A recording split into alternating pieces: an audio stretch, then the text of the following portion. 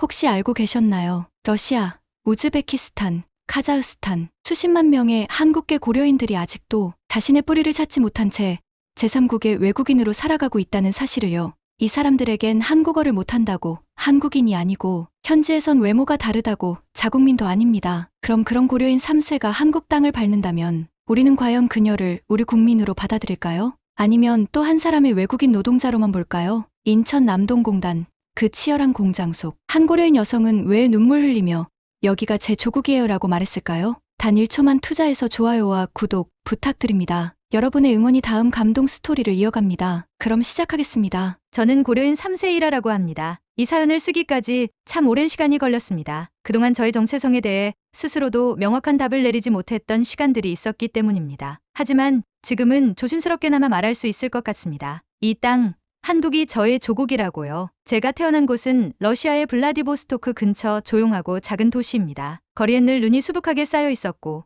그 하얀 풍경 속에서 저희 가족은 조용히 살아가고 있었습니다. 겉모습만 보면 저는 분명 아시아계였습니다. 검은 머리카락에 동양적인 눈매, 하지만 말은 러시아어였고 사고방식도 러시아식이었습니다. 그런 저에게 세상은 언제나 어중간한 존재라는 꼬리표를 붙였습니다. 어릴 적 학교에서 저는 늘 놀림의 대상이었습니다. 중국인이다.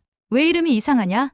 너희 나라는 왜 전쟁만 하냐? 같은 말들이 제 귀에 쉴 새 없이 날아들었습니다. 처음에는 반박도 해보고 화도 내봤지만 결국 익숙해진 것은 침묵이었습니다. 제가 한국계라는 이유만으로 저는 단 한 번도 그 사회의 안쪽에 들어갈 수 없었습니다. 성인이 된 후 직장에 들어갔지만 상황은 크게 달라지지 않았습니다. 상사는 제게 너는 조선족이지? 라고 물으며 은근히 낮춰보았고 회식 자리에선 한국 애들은 원래 속을 알 수가 없다고 말하며 저를 멀리했습니다. 그럴 때마다 저는 제 존재가 무엇인지, 왜 이렇게 애매하게 태어나 버렸는지 스스로에게 수없이 물었습니다. 그저 조용히 무난히 살아가고 싶었을 뿐인데 그조차도 허락되지 않는 것 같았습니다. 그러던 어느 날 퇴근 후 지친 몸을 이끌고 집에 돌아오던 길에 우연히 인터넷에서 한 다큐멘터리를 보게 되었습니다. 코리아 드림을 안고 한국으로 간 고려인 청년들에 관한 이야기였습니다. 영상 속 청년들은 인천의 공장에서 일하고 있었고 힘든 노동 속에서도 인정받고 있다는 눈빛을 하고 있었습니다. 그 눈빛이 참 낯설고도 부러웠습니다. 누군가로부터 당연하게 받아들여지는 느낌. 저에게는 그게 참 먼 이야기였거든요. 그날 밤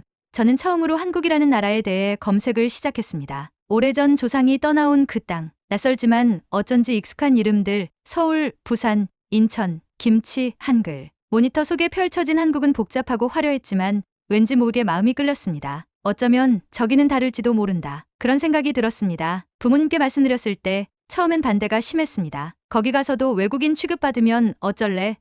너 혼자서 무슨 일을 할 수 있다고 생각하니? 하지만 저는 간절했기에 포기할 수 없었습니다. 말이 안 통해도 문화가 달라도 적어도 그 땅은 제 피가 섞인 곳이니까요. 그렇게 반년 넘게 준비 끝에 저는 마침내 인천행 비행기에 몸을 실었습니다. 비행기가 착륙하던 순간 창밖으로 보이던 도시의 불빛을 보며 조용히 중얼거렸습니다. 이제부터가 진짜 시작이다. 인천공항의 공기는 상상보다 훨씬 따뜻했습니다. 러시아의 매서운 공기와는 달랐습니다. 저는 남동공단 근처 작은 고시원에 짐을 풀고 다음 날부터 전자부품 공장에서 일을 시작했습니다. 하루 10시간 서서 일해야 하는 힘든 노동, 말이 잘 통하지 않아 늘 눈치만 보며 지내야 했던 나날들. 그래도 저는 흔들리지 않으려 애썼습니다. 왜냐하면 여기는 제가 선택한 새로운 시작의 땅이니까요. 이곳에서 저는 진짜 사람으로 살고 싶었습니다. 이방인이 아닌 한 사람으로요. 공장은 생각보다 훨씬 시끄럽고 복잡했습니다. 모터 돌아가는 소리, 사람들의 빠른 발걸음, 반복되는 작업 지시들 속에서 저는 하루 종일 긴장해야 했습니다. 처음 며칠은 실수도 잦았습니다. 러시아에서의 일과는 너무도 달랐고 특히 한국어가 익숙하지 않아 간단한 지시조차도 제게는 방정맞게 들렸습니다. 몇몇 동료들은 그런 저를 못마땅하게 보는 눈치였고 저는 더더욱 위축되었습니다. 하지만 그 속에서도 저는 한국 땅을 밟고 있다는 사실 하나로 버틸 수 있었습니다. 땀에 절은 작업복을 입고 무거운 박스를 옮기면서도 스스로에게 말했습니다. 나는 괜찮아. 여긴 내가 선택한 곳이야. 퇴근 후 덥고 습한 고시원 방에 들어와 혼잣말처럼 그렇게 스스로를 달래곤 했습니다. 가끔은 너무 외로워 눈물이 날 때도 있었지만 그럴 때마다 다시 다짐했습니다. 여기서, 이 땅에서 저는 저의 존재를 증명해 보이겠다고요. 인천에 도착한 첫날부터 저는 벽을 느꼈습니다. 말의 벽, 문화의 벽, 그리고 마음의 벽. 고시원 문을 열고 나설 때마다 저는 두 손을 꼭 움켜쥐었습니다. 혹시나 무슨 실수를 할까, 제 행동 하나로 또 다른 차별을 받을까 두려웠기 때문입니다. 하지만 시간이 흐를수록 그 벽은 익숙함이라는 이름으로 조금씩 제게 스며들었습니다. 공장 생활은 생각보다 훨씬 힘들었습니다. 하루 10시간씩 서서 일하며 작은 전자 부품을 조립하고 불량률을 줄이기 위해 정신없이 눈을 움직여야 했습니다. 한국어가 익숙하지 않아 기계 이상을 보고하려 해도 말이 막히는 일이 부지기수였습니다. 선임이 내뱉는 짧은 한마디에 당황해 어쩔 줄 몰랐고 조별 작업 시간에 제가 느리다는 이유로 다른 동료들의 눈총을 받기도 했습니다. 외노자라는 말이 자주 들려왔습니다. 누군가는 퇴근길에 외국인들이 너무 많아졌다고 말했고 또 누군가는 고려인이면 한국 사람 아니냐면서도 저를 대할 때는 분명 선을 그었습니다. 저는 무엇이었을까요? 러시아에서는 한국인, 여기선 외국인. 존재의 이름조차 어중간한 채로 하루하루를 버텼습니다. 그러던 어느 날이었습니다. 평소와 다름없이 작업을 마치고 탈진한 몸으로 퇴근하던 중 공장 근처의 편의점에서 조용히 캔커피 하나를 고르고 있었습니다. 그때였습니다. 조용한 목소리가 제 옆에서 들려왔습니다. 카라멜 맛 좋아하세요?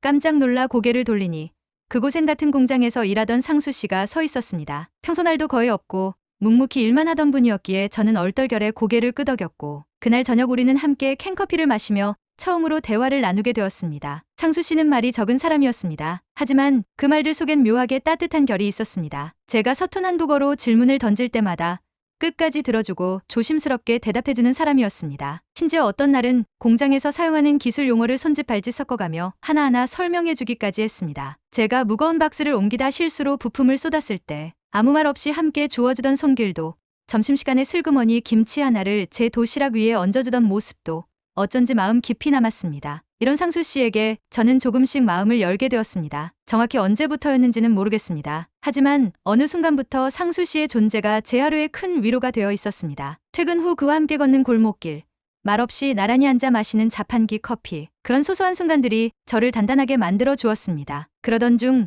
어느 날 작은 사건이 있었습니다. 공장에 새로 들어온 신입 직원이 제게 한국말 못하죠. 그냥 시키는 것만 해오라며 대놓고 무시하는 말을 했습니다. 주변에서 아무도 나서지 않았고 저는 입술을 깨물며 자리를 피했습니다. 그날 퇴근길 상수 씨는 말없이 제 옆을 걸었습니다. 그리고 아무 말 없이 제게 작은 메모지를 건넸습니다. 그 위엔 정성스럽게 적힌 글씨가 있었습니다. 힘든 하루였죠. 괜찮아요. 나도 처음엔 많이 힘들었어요. 그래도 이겨내는 사람이 진짜예요. 그 메모지를 읽는 순간 저는 눈시울이 붉어졌습니다. 누군가 제 마음을 이렇게 헤아려준다는 것, 그것만으로도 충분했습니다. 그날 이후 저는 상수 씨에게 조금 더 의지하게 되었고 마음속 어딘가에 희미했던 희망이 아주 천천히 그러나 분명하게 피어오르기 시작했습니다. 한 달 후 저는 상수 씨의 추천으로 공단 근처 작은 한국어 교실에 등록했습니다. 밤마다 피곤한 몸을 이끌고 수업을 들으러 가는 일이 쉽진 않았지만 이상하게도 그 시간만큼은 제가 더는 외롭지 않았습니다. 선생님께서 제 이름을 불러두실 때마다 무언가가 조금씩 회복되는 느낌이었습니다. 제 이름이, 존재가 이 땅에서 점점 또렷해지고 있다는 느낌 말입니다. 공장 생활은 여전히 고되었지만 마음만큼은 조금씩 달라졌습니다. 상수 씨와 나누는 짧은 대화, 한국어 교실에서의 진도표, 그리고 제 일기장에 쓰여진 작은 한국어 문장들. 그것들은 모두 제가 이곳에 존재하고 있다는 증거였습니다. 그리고 그 중심엔 언제나 조용히 곁을 지켜주는 상수 씨가 있었습니다. 어느 날은 상수 씨와 함께 시장 근처를 걷다 길모퉁이에 있는 작은 떡볶이 가게에 들렀습니다. 저는 매운 음식을 잘 못 먹지만 그날은 왠지 모르게 용기를 내어 한 입 먹어보았습니다. 너무 맵고 눈물까지 찔끔 났지만 상수 씨가 웃으며 물을 건네주는 모습에 저도 따라 웃을 수 있었습니다. 그런 순간들이 쌓이면서 저는 이 낯선 도시에서 조금씩 사람들과 연결되는 법을 배워갔습니다. 그리고 문득 깨달았습니다. 이곳은 차가운 철판 위에서 부품을 조립하는 곳이 아니라 저 같은 사람에게도 따뜻한 순간을 허락해주는 아주 조용한 온기가 흐르는 곳이라는 것을요. 시간이 지나면서 익숙해진 줄 알았습니다. 공장 생활도 고시원도 반복되는 일상도.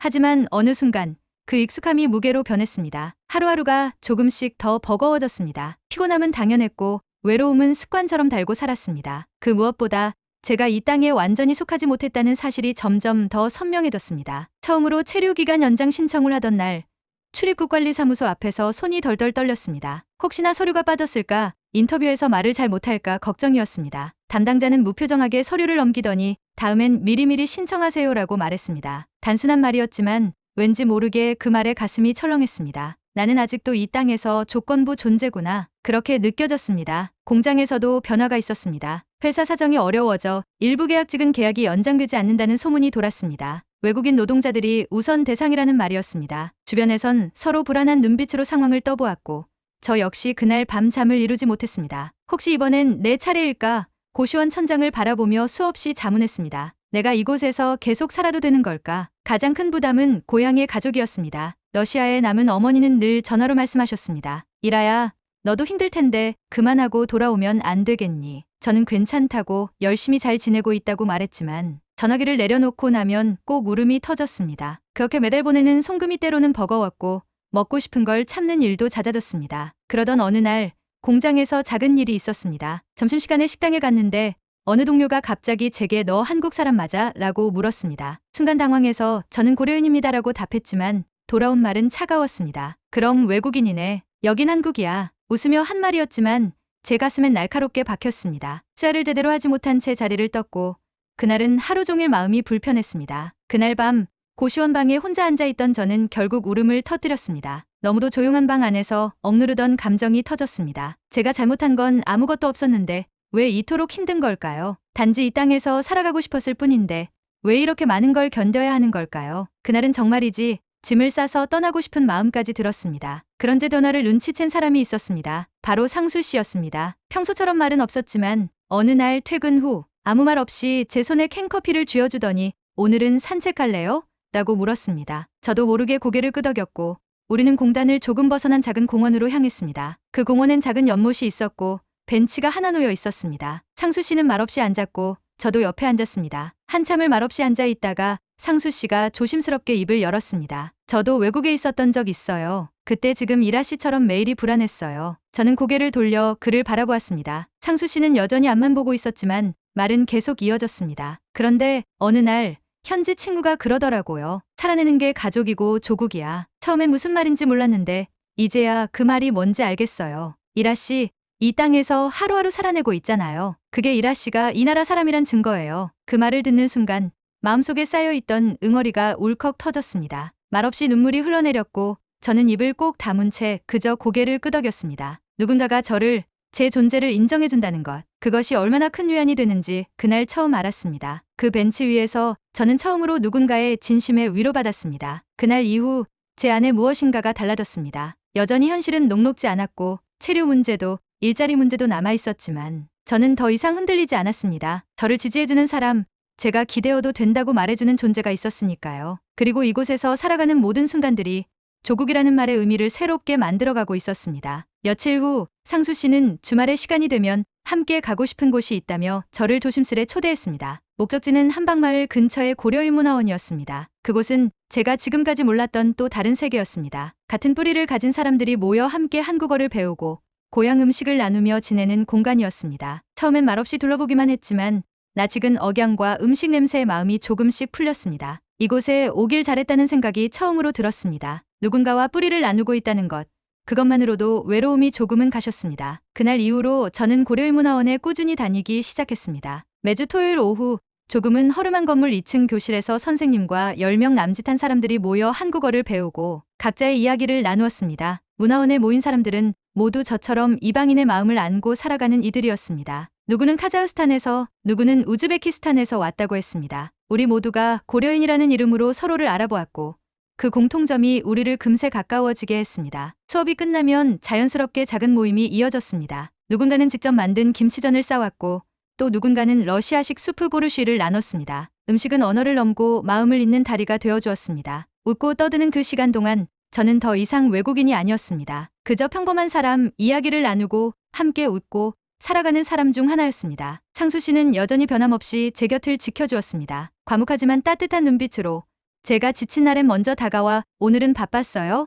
하고 묻는 사람이었습니다. 저 역시 이제는 그에게 조금 더 솔직해질 수 있었습니다. 상수 씨가 있어서 전 한국에서 잘 버틸 수 있었어요. 그렇게 말할 수 있을 만큼 우리는 가까워졌고 자연스럽게 연인이 되었습니다. 어떤 특별한 고백도 없었지만 서로의 하루를 챙기고 걱정하는 그 모든 순간이 이미 사랑이었음을 우리는 알고 있었습니다. 봄이 되자 저는 고시원을 나와 한방마을 근처의 작은 원룸으로 이사했습니다. 크지 않지만 창이 넓은 그 방에 처음 들어선 날 저는 스스로에게 다짐했습니다. 이곳에서 뿌리 내리고 살아가겠다. 아늑한 방 한켠엔 작은 책상이 놓였고 그 위엔 한국어 교재와 일기장이 항상 펼쳐져 있었습니다. 매일 밤 그날 배운 단어를 하나씩 적으며 저는 조금씩 이 땅의 언어와 삶을 내 것으로 만들어갔습니다. 그즈음부터 문화원에서 작은 통역공사를 시작하게 되었습니다. 처음엔 단순히 선배로서 신입 보료인들에게 생활정보나 병원 이용법을 알려주는 일이었습니다. 그런데 그것이 점점 넓어져 주민센터, 통역, 병원 동행, 학교 상담 등으로 이어졌습니다. 말이 아직 완벽하지는 않았지만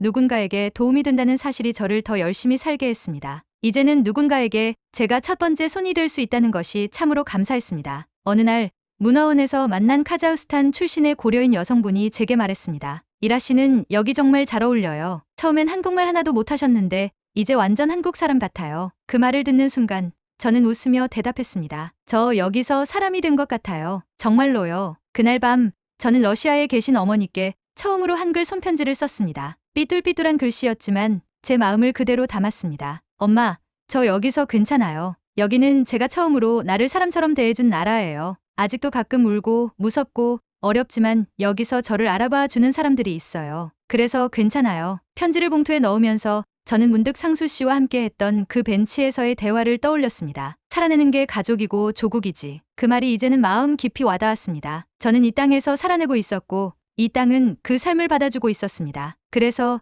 이제는 자신 있게 말할 수 있었습니다. 여기가 제 조국입니다. 몇 달 후 공장에서 일하던 중 한 외국인 신입 직원이 저에게 다가와 물었습니다. 여기 어떻게 적응해요? 그 질문에 저는 웃으며 대답했습니다. 처음엔 다 힘들어요. 근데요, 하루하루 버티다 보면 어느새 이곳이 내 자리가 돼요. 그렇게 말하는 제 자신이 참 낯설고도 대견하게 느껴졌습니다. 그리고 오늘 저는 또 하루를 시작합니다. 조용히 식사를 마치고 가방을 메고 한방마을을 지나 공장으로 향하는 길. 그 길 위에서 마주치는 익숙한 얼굴들과 인사하며 저는 느낍니다. 바람이 불고 햇빛이 따사롭고 사람들의 발걸음이 분주한 이 거리 속에서 저 역시 이 도시에 어울리는 한 사람이 되었다는 것을요. 저는 더 이상 이방인이 아닙니다. 저희라는 이 땅에서 뿌리를 내린 사람입니다. 철보다 단단한 마음으로 그리고 사람들의 따뜻함으로 만들어진 삶을 살아가는 한 사람. 조용히 걸어가는 이 길 위에서 제 마음속에는 오늘도 조국이라는 두 글자가 따뜻하게 자리 잡고 있습니다. 여러분은 어떻게 생각하시나요? 러시아에서도 한국에서도 온전히 속하지 못했던 이라 씨. 그녀가 마침내 여기가 제 조국이에요 라고 말할 수 있게 된 이 여정. 과연 진짜 뿌리 찾기였을까요? 아니면 새로운 가족 찾기였을까요? 댓글로 여러분의 생각을 들려주세요. 그리고 이런 따뜻한 이야기 놓치고 싶지 않으시다면 구독과 좋아요 한 번씩 꼭 부탁드립니다. 여러분의 클릭 하나가 이라 씨 같은 이들의 이야기를 더 많은 사람에게 전할 수 있게 해줍니다. 감사합니다. 여러분의 K 감동탐험입니다.